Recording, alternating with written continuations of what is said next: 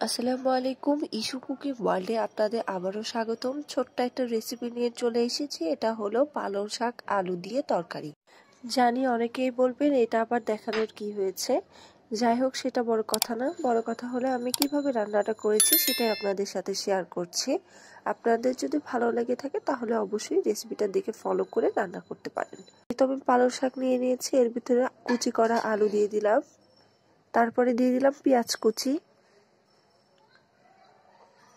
এরপরে দিয়ে দিলাম কেটে রাখা কাঁচামরিচ, তারপরে কিছু টমেটো দিয়ে দিলাম। পালং শাকে টমেটো দিলে কিন্তু অনেক মজা লাগে। এরপরে দিয়ে দিলাম পেঁয়াজ কলি,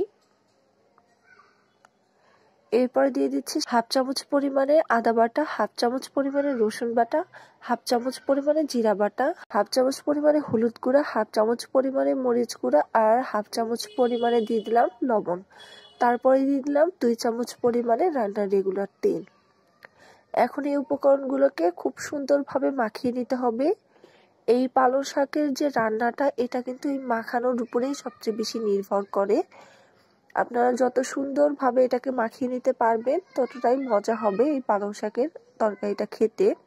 আমি কিন্তু রান্নার রেসিপি যেগুলো দিয়ে থাকি সেগুলো কিন্তু খুব সহজ পদ্ধতিতে দেওয়ার চেষ্টা করি। আমি যেভাবে বাসায় রান্না করি সেটাই দেওয়ার চেষ্টা করি, যাতে নতুন যারা রাঁধুনি রয়েছেন তাদের যাতে একটু সুবিধা হয় সেই হিসাবে আমি আমার রেসিপিগুলো দেওয়ার চেষ্টা করি।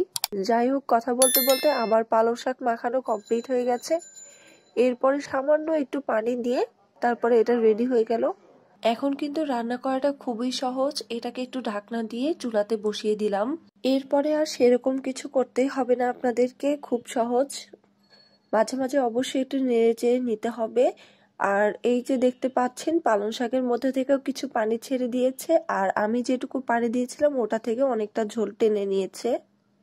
এখন এটাকে একটু মাঝে মাঝে উল্টে পাল্টে নিয়ে ঝোলটাকে কমিয়ে নিয়ে নামিয়ে ফেলতে হবে। তারপরে আমি একটু দেখিয়ে দিচ্ছি। এখন যে ঝোলটা রয়েছে আপনারা চাইলে এই অবস্থাতে নামিয়ে ফেলতে পারেন, কারণ পালং শাকের ঝোলটাও কিন্তু স্বাস্থ্যের জন্য অনেক উপকারী। আমি আর সামান্য একটু ঝোলটাকে কমিয়ে নিয়ে নেড়ে চেড়ে নামিয়ে ফেলছি।